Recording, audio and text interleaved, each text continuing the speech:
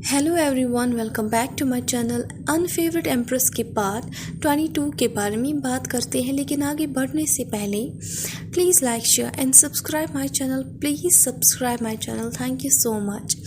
जैसे कि पिछले पार्ट में हमने देखा, मिस्टर बे वांग यीपो से कहता है कि वो उसकी फैमिली को जाने दे, क्योंकि उसकी जो फैमिली होती है वो उस मैटर में इन्वॉल्व नहीं थी। लेकिन वांग यीपो उसकी बात नहीं मानता है। फिर स्टोरी में आगे क्या हुआ, चलिए वो जानते हैं। ये किंग अपने वर्ड्स का पाबंद है।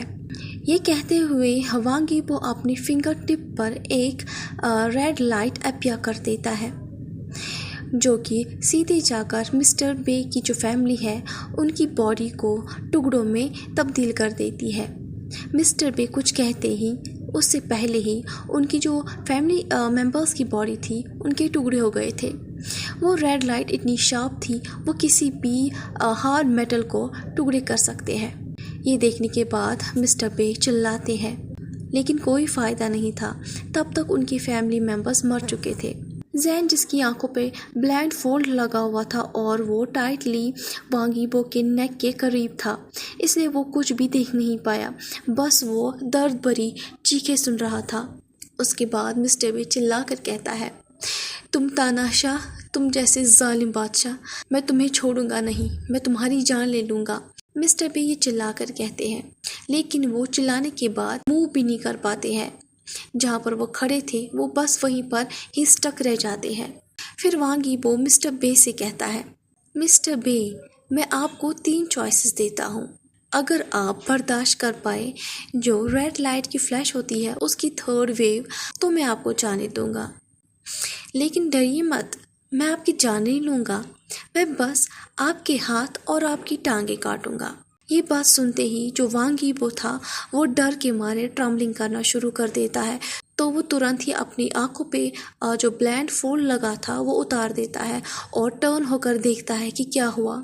जैसे ही वो टर्न हो जाता है तो वो ज़मीन पर बॉडी के टुकड़े देखता है और खून ही खून देखता है, जिसे देखने के बाद जैन उसी वक्त इमीडिएटली फेंट हो जाता है।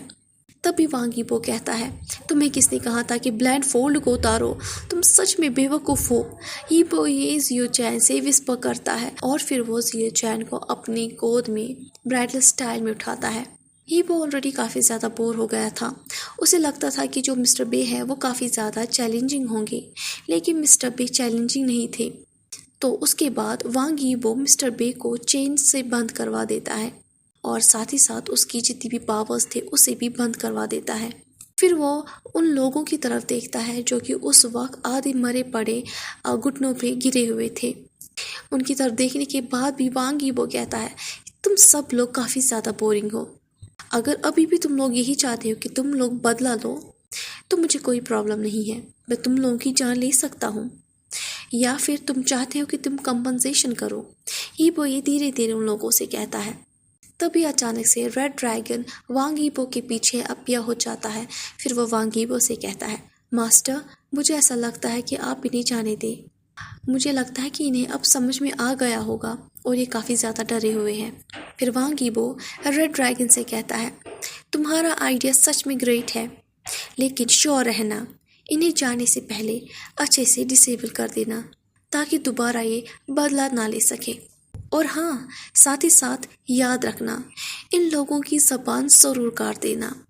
वो ये इंस्ट्रक्शन रेड लिटिल ड्रैगन को देता है और उसके बाद वो अनकॉन्शियस जियो चैन के साथ वैनिश हो जाता है। वैनिश होते ही जो वांग यीपो होता है तो वो अपने प्लेस पे पहुंच जाता है। जैसे ही वो अपने बेडरूम में पहुंच जाता है तो वो केयरफुली जियो चैन को ड्रैगन बेड के ऊपर प्लेस कर देता है। उसके बाद वो उसकी बॉडी को कवर कर देता है। उसके बाद वांग यीपो दोबारा वैनिश हो जाता है और फिर अपने पेरेंट्स के पैलेस पहुंच जाता है, जहां पे वो अपने दोनों बच्चों को ले लेता है। अपने दोनों बच्चों के साथ जाने से पहले वो सबको ऑर्डर दे देता है और कहता है कि उन लोगों को अब डरने की कोई भी ज़रूरत नहीं है और ना ही अब वो परेशान हो जाए, क्योंकि वांग यीपो ने सबके साथ अब अच्छे से डील कर लिया है। जाते हुए वांग यीपो श्योर रहता है उनके जो इन लॉज हैं वो कंफर्टेबली उनके पेरेंट्स के घर पे रहे, क्योंकि वो कुछ दिन वहाँ रहने के लिए आए थे। जैसे ही वांग यीबो वापस अपने पैलेस पहुंच जाता है तो वो अपने दोनों बच्चों को मेड्स के हवाले कर देता है और फिर अपनी एम्प्रेस को चेक करने के लिए चला जाता है। जैसे ही वो अपनी चेम्बर में पहुंचता है तो वो जियो चैन को देखता है जिसने अपना आउटर रोब उतारा हुआ था, वो बस अपने इनर रोब में था। यीबो अपनी एम्प्रेस की तरफ देख रहा था जिसकी जो स्किन है वो उस वक्त पेल हो गई थी और जो उसकी ऐस थी, वांग यीबो उसे देखने के बाद बार बार उसे छूने की चाह रख रहा था। उसको देखने के बाद वांग यीबो अपने लिप्स को लिक करता है और सडनली वो लिप्स वापस ड्राई हो जाते हैं। फिर वांग यीबो जियो चैन के करीब चला जाता है। जैसे ही वांग यीबो जियो चैन के क्लोज जाता है तो वो जियो चैन की वेस्ट को पकड़कर उसे अपनी और क्लोज लेकर आता है। उसे अपने क्लोज लाने के बाद वांग यीबो जियो चैन के नेक के करीब अपना फेस लाता है। जैन जैसे ही ये सब देखता है तो वो काफ़ी ज़्यादा डर जाता है। डर के मारे वो ट्रम्बलिंग करना फिर शुरू कर देता है क्योंकि जैसे ही वो वांग यीबो की गर्म सांसें अपने नेक के अराउंड महसूस करता है तब फिर वांग यीबो अपनी एम्प्रेस से कहता है, मेरी एम्प्रेस, मुझे कुछ नहीं चाहिए, मुझे बस तुम चाहिए। ये वांग यीबो धीरे धीरे कहता है अपनी हॉर्स वॉइस में। उसके बाद वो जियो चैन को टर्न कर देता है और फिर उसका जो इनर रोब होता है उसे उतार देता है। इनर रोब को उतारने के बाद ही वो जियो चैन को ड्रैगन बेड के ऊपर पिनिट कर देता है। जिस हिसाब से वांग यीबो जियो चैन की तरफ देख रहा था, वो देखने के बाद जो जियो चैन का फेस होता है वो क्रिंजिंग रेड हो जाता है एम्बैरेस में। जैन को पहले से ही पता था कि वो वांग यीबो को रिफ्यूज़ नहीं कर सकता है जब वो अपनी हॉर्नी में होता है। हालांकि जो वांग यीबो होता है वो हमेशा से ही हॉर्नी में ही होता है। अगर वांग यीबो कभी बिजी होता है या वो कभी अपने पैलेस नहीं आ पाता, लेकिन उसे कोई भी फ़र्क नहीं पड़ता। वो सबसे पहले अपनी वाइफ का ट्रेजर लेता है, उसके बाद ही वो बाकी सारे काम करता है। जब वो फाइनली रिलैक्स हो जाता है तभी जियो चैन वांग यीबो से कहता है कि मेरी तरफ इस तरह मत देखो, मैं इंसान हूं ना कि कोई खाना। जैन ये कहते हुए वांग यीबो की जो हंग्री आइज है उसे अवॉइड कर देता है। वांग यीबो जियो चैन की स्मूथ नेक को डाउनवर्ड किस करना शुरू कर देता है और सीधे उसकी चेस्ट के पास पहुंच जाता है। चेस्ट के पास पहुंचने के बाद वो जियो चैन के जो निपल्स होते हैं उसे भी किस करना शुरू कर देता है। उसके बाद वो अपनी टंग से जियो चैन के जो निपल्स होते हैं उसे सक करना शुरू कर देता है, जिससे जियो चैन जो मॉर्निंग करना शुरू कर देता है। फिर वांग यीबो जियो चैन से कहता है, तुम मेरा फेवरेट फूड हो माय एम्प्रेस। मेरे पास इतना टाइम नहीं होता है कि मैं हर दिन इतनी टेस्टी फूड को टेस्ट करूं। मैं हमेशा भूखा ही रहता हूँ। यीबो ये जवाब में कहता है। जवाब देते ही वो सीधे ही जियो चैन की लिप्स को किस करता है। जैसे ही वांग यीबो जियो चैन को किस करता है उसके बाद जो जैन होता है वो वांग यीबो को किस रिटर्न में कर देता है, जिससे जो जियो चैन की बॉडी होती है वो काफ़ी ज़्यादा हॉट हो जाती है और उसकी बॉडी चाहती है कि वांग यीबो उसे टच करे। जैसे ही वांग यीबो जियो चैन को चेस्ट पे किस कर रहा होता है, किस करते करते वो सीधे स्टमक की तरफ चला जाता है। जितना डाउनवर्ड वांग यीबो जाता है उतना ही जो जियो चैन की क्रॉचेड होती है वो काफ़ी ज़्यादा हार्ड हो जाती है और उससे प्रिक्यूमलिक होना शुरू हो जाता है। फिर यीबो प्लेजरमयी क्रॉनिंग करना शुरू कर देता है और फिर वो जियो चैन की टिक को लिक करना शुरू कर देता है। उसके बाद यीबो अपनी पूरे माउथ का इस्तेमाल करता है।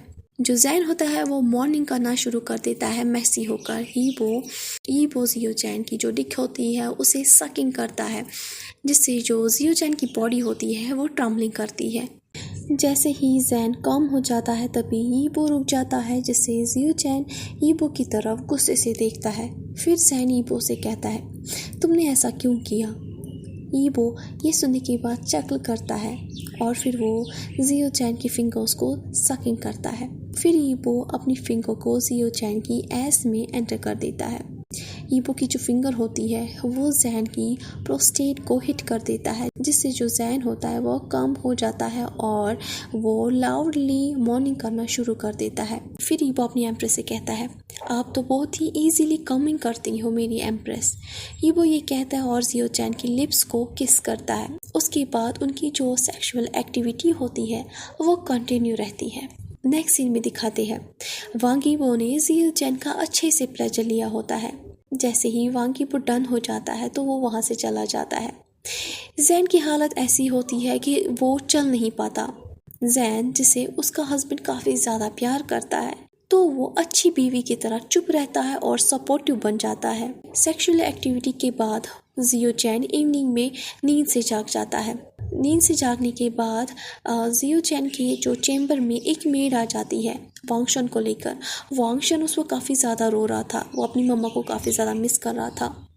जैसे ही वो अपनी मम्मा को देखता है तो वांगशन चुप हो जाता है। जैसे ही जैन बेबी को लेता है तो मेड वहाँ से चली जाती है। फिर जैन बेबी की तरफ देखकर उससे बात करता है और उससे कहता है, बेबी, जितना तुम चिल्लाओगे उतना मेरी पूरी बॉडी में दर्द होगा। क्या तुम जानते हो तुम्हारे डैडी आज मेरे लिए कितना ज़्यादा रफ रहे हैं। जैन ये अपने छोटे से बेबी से कंप्लेनिंग करता है, जो कि उस वक्त अपनी मामा की तरफ ही देख रहा था और अपनी आईज इसको ब्लिंक कर रहा था, जिससे जैन को सिग्नल मिलता है कि उसका जो बेटा है वो समझ रहा है कि उसकी मम्मा उसे क्या कह रहा है। फिर जैन अपने बेटे को जवाब में कहता है, लेकिन सब ठीक है, बस तुम इतना जान लो, तुम्हारी मम्मा तुमसे बहुत ज़्यादा प्यार करती है और अभी तुम्हारी मम्मा को रेस्ट की ज़रूरत है। जैन ये कहते हुए अपने बेबी को बेड के दूसरी तरफ लिटा देता है और वो फिर सोने के लिए चला जाता है। जैन की बॉडी में काफ़ी ज़्यादा दर्द हो रहा था, इसलिए जब वो अपने बेबी को बेड के ऊपर लिटा देता है तो वो ध्यान रखता है कि वो अपनी बॉडी को ज़्यादा मूव ना करे, क्योंकि उसकी बॉडी में काफ़ी ज़्यादा दर्द हो रहा था। लकीली जो बेबी है वो भी नहीं रोया। ऐसा लग रहा था कि जो बेबी है वो अपनी मम्मा को सपोर्ट कर रहा है और उसे महसूस हो रहा है कि उसकी मम्मा सच में दर्द में है। कुछ टाइम के बाद एक मेड आ जाती है चैम्बर में, तो वो जैन से कहती है, हाइनेस, डिनर रेडी है, हिज मैजेस्टी और प्रिंस वांग युवान आपका इंतज़ार कर रहे हैं। जैसे ही जैन अपनी स्पेशल मेड की वॉइस सुनता है तो जैन चाहता है कि वो ज़ोर ज़ोर से चिल्लाए और बद्दुआएं दे, जो कुछ भी उसके साथ कुछ देर पहले हुआ था, जिससे जियो चैन काफ़ी ज़्यादा पेन में था, लेकिन वो कुछ कर नहीं पा रहा था। इसलिए वो चुपचाप अपने बेड से उतरा और वांगशन को केयरफुली लिफ्ट किया और वहाँ से चला गया। फिर जियो चैन सीधे डाइनिंग एरिया में पहुंचता है, जहां पर किंग ऑलरेडी बैठकर अपना जो डिनर है वो कर रहा था।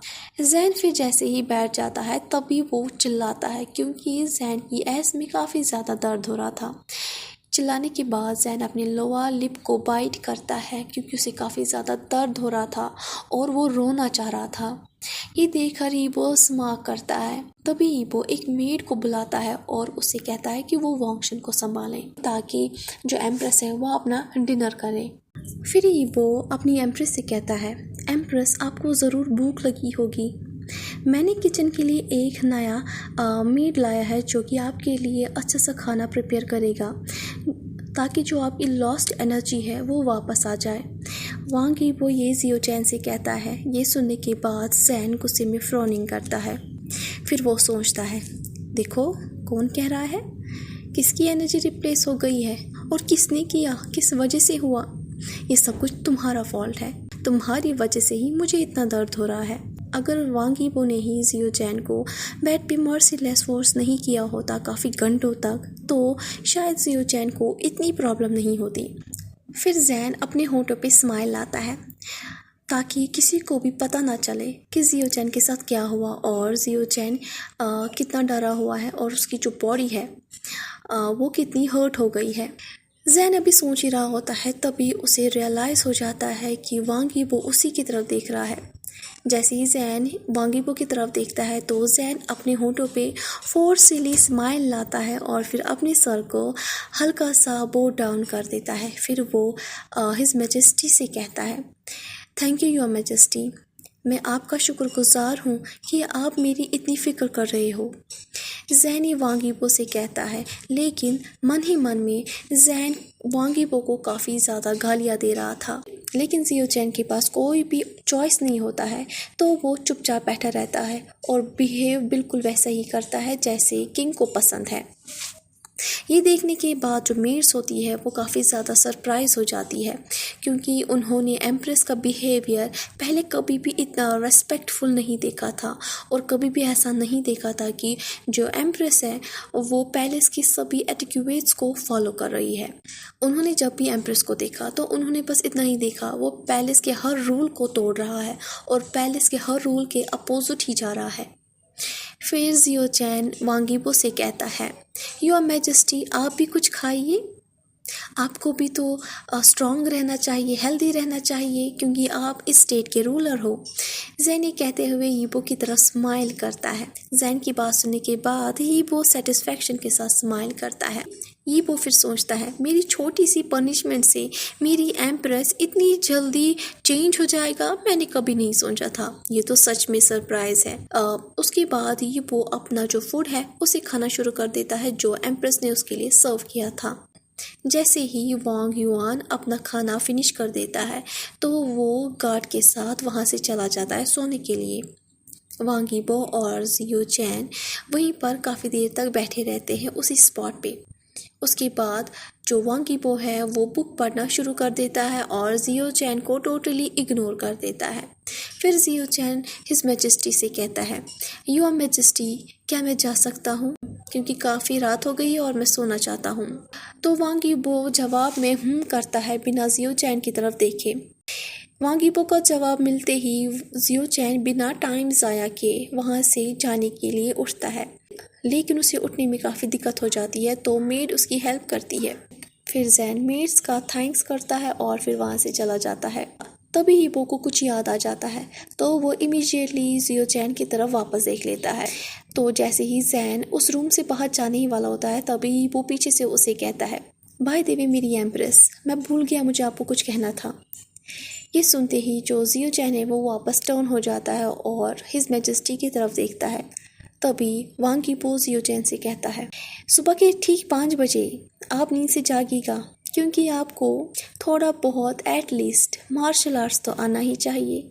ये बात सुनने के बाद जियो चैन को ऐसा महसूस होता है कि किसी ने उसके मुंह पे अचानक से ठंडा पानी फेंक दिया।